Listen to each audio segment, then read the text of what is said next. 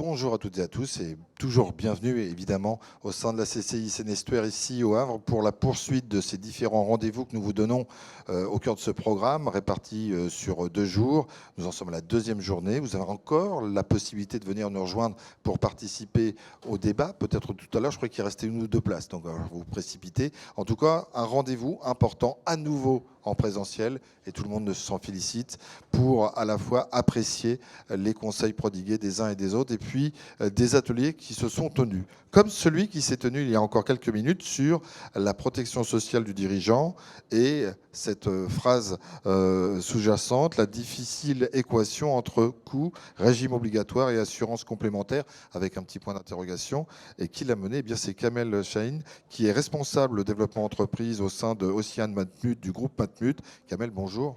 Bonjour, merci de m'accueillir. Merci d'être avec nous. Atelier riche, atelier prenant, atelier intéressant. On va tenter d'en faire la synthèse. Quel type de questions ont fusé ou sur quel type de sujet vous avez dû intervenir? Alors des sujets d'actualité, donc beaucoup de réactions, notamment en tout cas un sujet qui semble-t-il faisait l'unanimité, la retraite. La retraite. Et donc là, des questions qui vous ont surpris ou pas, ou tout simplement qui montrent peut-être une approche approximative des uns et des autres, notamment des dirigeants, commerçants, artisans. Alors c'est plutôt bien résumé, je formulerai d'ailleurs une question à ce sujet. Est-ce que vous connaissez vous-même en tout cas vos régimes de retraite? Eh bien non. Bien, c'était en tout cas une introduction qui a permis de mettre le doigt sur un élément qui paraît essentiel.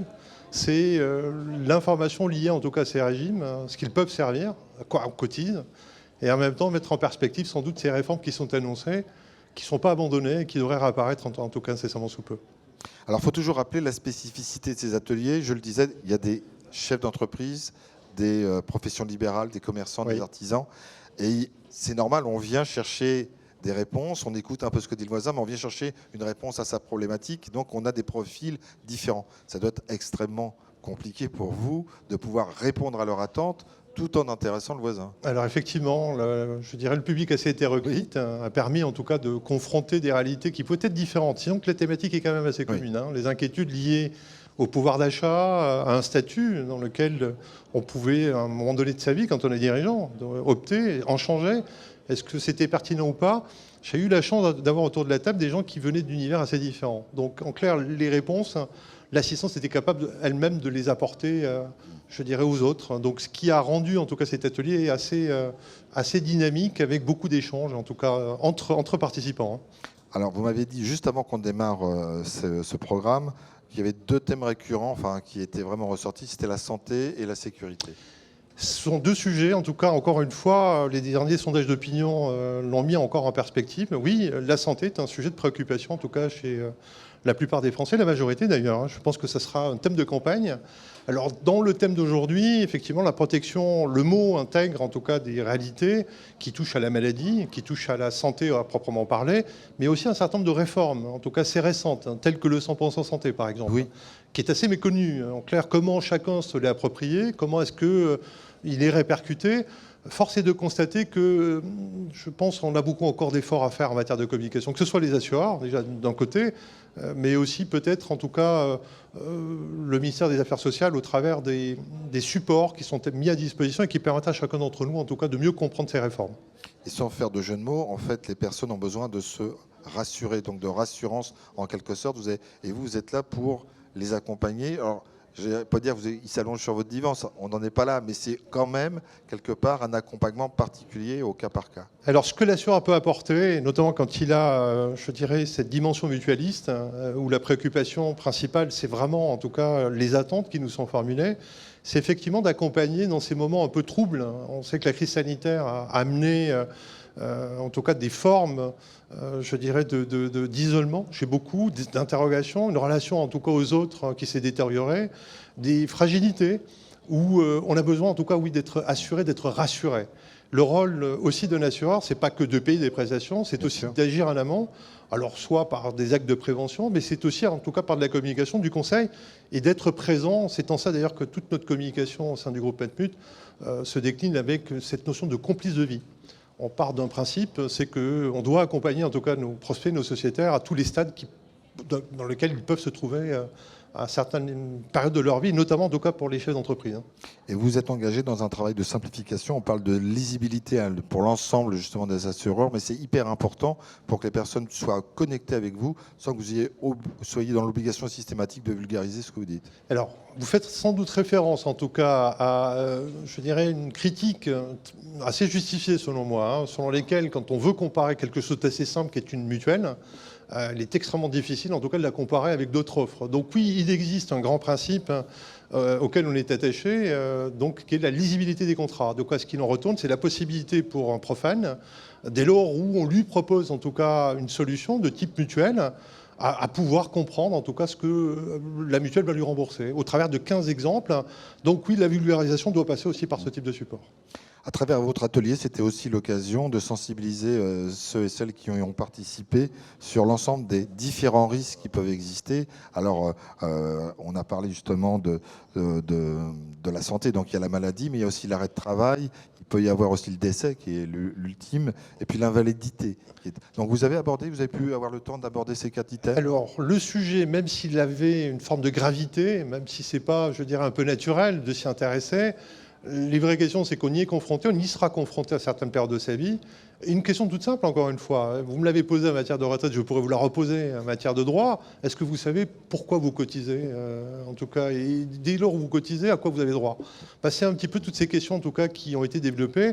Elles ont permis de mettre, en tout cas, en évidence 2 éléments. Premier point, une forme peut-être de carence en matière d'information sur ces droits. Et deuxième élément, la surprise. Parce qu'effectivement, les régimes obligatoires, dits obligatoires, ils ont ce caractère obligatoire parce qu'en clair, on ne peut pas y échapper. Qu'on soit travailleur non salarié ou salarié, on doit en tout cas y adhérer. Les vraies questions, c'est est-ce que les prestations qui sont proposées sont suffisantes? Il est apparu assez évident, quel que soit le statut, salarié ou non salarié, qu'elle nécessite dans certains cas, en tout cas, de les compléter. Alors justement, vous venez de parler, vous en avez aussi parlé tout à l'heure, le changement de statut par rapport à ce sur quoi on s'était engagé, soit en tant qu'auto-entrepreneur. Tout ça change également en termes d'assurance à tout niveau que ce soit? Alors, le statut juridique, à chaque fois, va conditionner le statut social du chef d'entreprise et de sa couverture.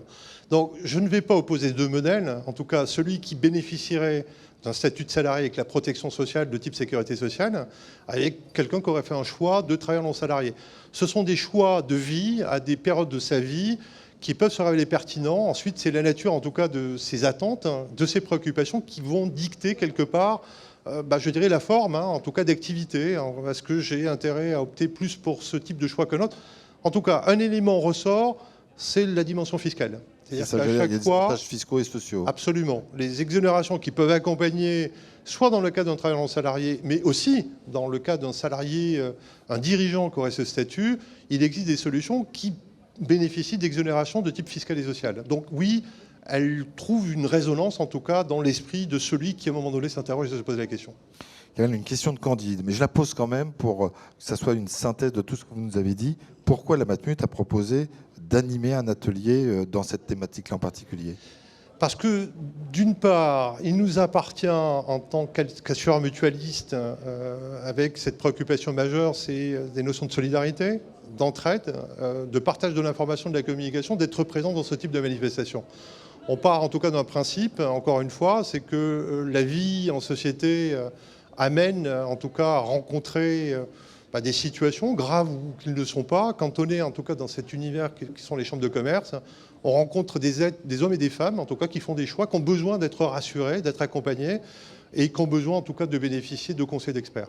On a considéré très légitimement qu'on avait notre place et qu'on avait vocation évidemment à les accompagner, les tenir informés. Et donc les points clés, les idées, les infos à retenir? Concernant en tout cas ce qu'on est en droit d'attendre de notre part, c'est d'une part en tout cas de la bienveillance, parce que c'est une valeur en tout cas clé, c'est d'avoir accès aussi à une information de qualité. Je pars en tout cas d'un principe, c'est que pour pouvoir choisir en connaissance de cause, encore faut-il avoir en tout cas un niveau de connaissance ou du moins d'information suffisant. Donc il nous appartient en tout cas justement de vulgariser ce dont vous parliez tout à l'heure au travers de cet exemple que vous avez pris, qui est une réalité, hein, pour simplement expliquer que l'assurance est aussi en tout cas des hommes et des femmes qui sont en tout cas là pour apporter des réponses et accompagner en tout cas nos sociétaires quand ils nous font confiance et ces prospects évidemment qu'on espère conquérir et qui nous rejoindront en tout cas on l'espère. Et votre domaine d'intervention est bougrement d'actualité, de plus en plus d'actualité, allais-je dire, que ce soit quand on parle de retraite, on sait, hein, c'est dans l'actualité, ça va rebondir à un moment tôt ou tard. La santé, on voit qu'effectivement, c'est quelque chose qui nous a pris à la gorge et sur lequel on est forcément toutes et tous concernés. Puis la solidarité, qui fait aussi partie un peu de votre ADN, puisque ce mot de solidarité, mutualité, on le retrouve au sein de Matmut. Absolument, c'est une des valeurs clés, en tout cas de notre raison d'être, qu'on a déclinée d'une manière quand même assez récente. L'idée, tout simplement, c'est de comprendre en tout cas l'univers dans lequel on est baigné. La crise sanitaire, encore une fois, est venue révéler des fractures, des éléments sur lesquels n'importe quel assureur doit en tout cas s'interroger. En même temps, c'est une manière d'anticiper peut-être ces évolutions de société et sans doute en tout cas de besoins émergents, en tout cas qui risquent d'arriver et pour lesquels on doit pouvoir en tout cas nous trouver. En tout cas, on est là pour accompagner aussi dans ces phases de transition. Merci Kamel Zanine, c'est vraiment des informations précieuses que vous nous avez dispensées ici et puis aussi tout au long de votre atelier. Merci encore. Prochain rendez-vous, alors il y en a deux en principe qui nous restent. Je tente sur le phare. Je ne vous en dis pas plus, c'est quelque chose qui a été impulsé notamment par la CCI Seine-Estuaire et ça permet justement de voir au large, mais aussi de voir au plus près des décisions du chef d'entreprise. Je pense que c'est d'ici quelques minutes. Merci encore. Merci pour votre accueil. Au revoir. Au revoir.